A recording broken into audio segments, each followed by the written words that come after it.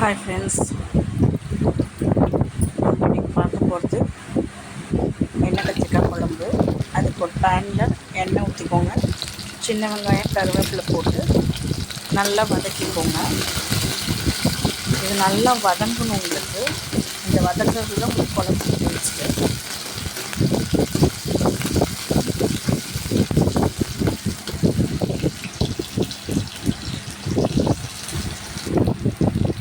இந்த மாதிரி வதங்கினதுக்கப்புறம் இது குழம்புக்கு தேவையான குழம்பு மிளகாய் தூள் நான் 2.5 ஸ்பூன் ஆட் பண்ணியிருக்கேன். ஆட் பண்ணிவிட்டு ஆஃப் பண்ணிடணும் அடுப்பை. அந்த சூட்டிலே உங்களுக்கு வதக்கிக்கோங்க.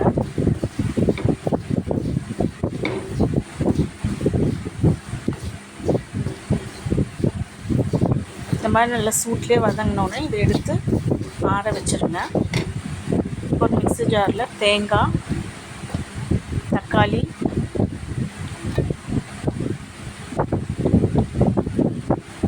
அப்புறம் வதக்கி வச்சுருக்க வெங்காயம் இதெல்லாம் ஆட் பண்ணி நல்லா நைஸாக அடிச்சுக்கோங்க. இந்தளவுக்கு நைஸாக அடிச்சுக்கோங்க.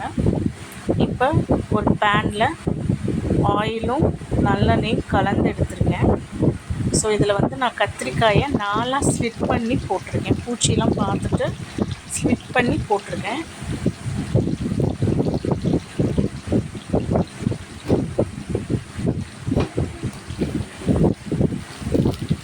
ஸோ இதை நல்லா வதக்கிக்கோங்க. மீடியம் ஃப்ளேமில் வச்சே வதக்குங்க, இல்லைன்னா கருகிரும். ஸோ கத்திரிக்காய் ஒரு 50% வெந்தால் போதும், அதுக்கு மேலே வேக வைக்காதீங்க. இதை ட்ரான்ஸ்ஃபர் பண்ணிக்கோங்க. அதே பேனில் இன்னும் கொஞ்சம் ஆயில் போட்டு சின்ன வெங்காயம், பூண்டு 2 ஆட் பண்ணி நல்லா வதக்கிக்கணும். இது நல்லா டிரான்ஸ்பரண்ட் ஆகணும். ஓரளவுக்கு அந்தளவுக்கு நல்லா வதக்கிக்கோங்க.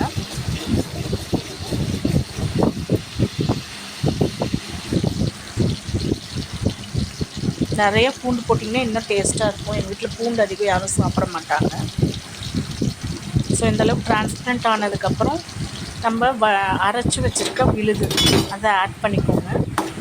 ஆட் பண்ணி இந்த ஆயிலை லைட்டாக சாட்டே பண்ணிக்கோங்க.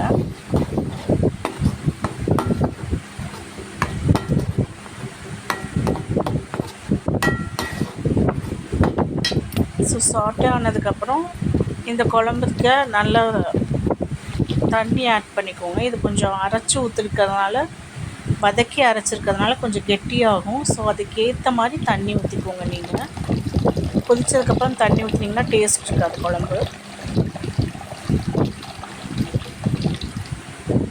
ஸோ நான் இது கிட்டத்தட்ட ஒரு சொம்பு தண்ணி ஊற்றிருக்கேன், மீடியம் சொம்பில். பார்த்திங்கன்னா இந்த அளவுக்கு டைல்யூட்டாக இருக்கணும். ஆனால் நீங்கள் கடைசியில் பார்த்திங்கன்னா நல்லா கெட்டியாகிடும் குழம்பு.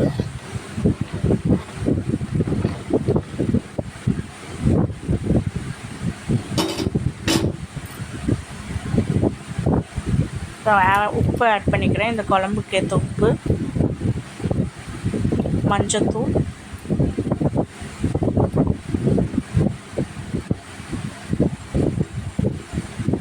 நல்லா மிக்ஸ் பண்ணிக்கோங்க.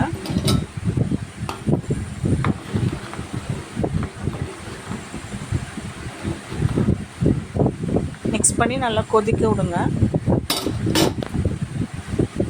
கொதி வந்ததுக்கப்புறம் நம்ம வதக்கி வச்சுருக்க கத்திரிக்காயை ஆட் பண்ணிக்கோங்க. ஸோ ஆல்ரெடி 50% வெந்துருச்சு. இது ரொம்ப நேரம் ஆகாது வேக. பார்த்திங்கன்னா உங்களுக்கே தெரியும் கத்திரிக்காய் வெந்துருச்சு 90%. ஸோ இப்போ புளி தண்ணி ஆட் பண்ணிக்கோங்க.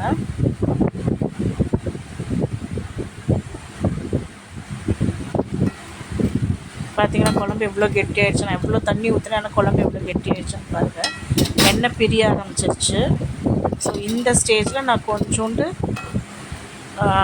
வெல்லம் ஆட் பண்ணிக்கிறேன். இது ஆப்ஷனல், உங்களுக்கு வேணும்னா ஆட் பண்ணிக்கலாம், இல்லைன்னா இந்த ஸ்டெப்பை ஸ்கிப் பண்ணிடலாம். ஆட் பண்ணிங்கன்னா ரொம்ப நல்லாயிருக்கும் இந்த குழம்புக்கு. கத்திரிக்காய் பாருங்கள் அப்படியே நெத்து நெத்தாக இருக்குது, கொஞ்சம் கூட உடையில கொலையில். பார்த்திங்கன்னா எண்ணெய் நம்ம ஊற்றின எண்ணெய் பிரிஞ்சு வந்துருச்சு. இந்த ஸ்டேஜில் நம்ம கொத்தமல்லி ஆட் பண்ணி ஆஃப் பண்ணிடலாம். இதுக்கு ஒரு தாளிப்பு கொடுக்கணும். அதுக்கு ஒரு கடாயில் ஆயில் போட்டுக்கோங்க. தாளிப்போடகம் நான் ஆட் பண்ணுறேன். உங்கள்கிட்ட இது இல்லை அப்படின்னா கடுகு, சீரகம், வெந்தயம் ஆட் பண்ணிக்கோங்க. இது நல்லா பொரியணும்.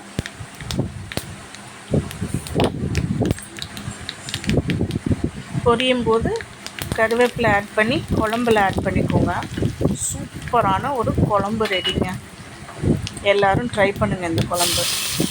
நெக்ஸ்ட் நம்ம பார்க்க போகிறது வந்து இதுக்கு சைட் டிஷ் வந்து வாழைக்காய் தோரன்.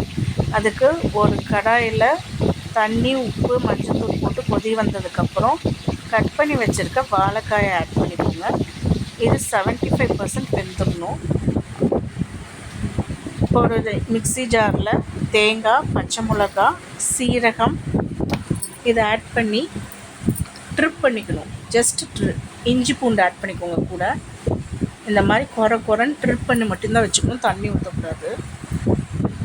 இப்போ கடாயில் நான் தேங்காய் ஆட் பண்ணியிருக்கேன். கடுகு, உளுந்தம் பருப்பு ஆட் பண்ணிக்கோங்க. கருவேப்பிலை ஆட் பண்ணிக்கோங்க.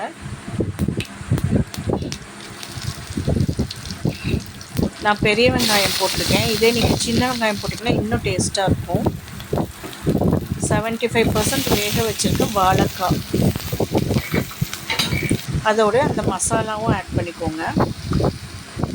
ஆட் பண்ணிவிட்டு சால்ட் போட்டுக்கோங்க.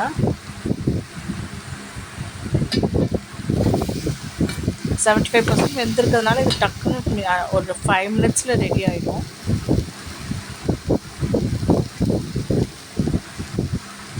நல்லா சால்ட் போட்டு மிக்ஸ் பண்ணிக்கோங்க. ஆல்ரெடி வேக வைக்கும்போது சால்ட் போட்டிருக்கு, பார்த்து போடுங்க. ஸோ கொத்தமல்லி தூவி இறக்குனீங்கன்னா சூப்பரான வாழைக்காய் தோரன் ரெடி. தேங்க்யூ.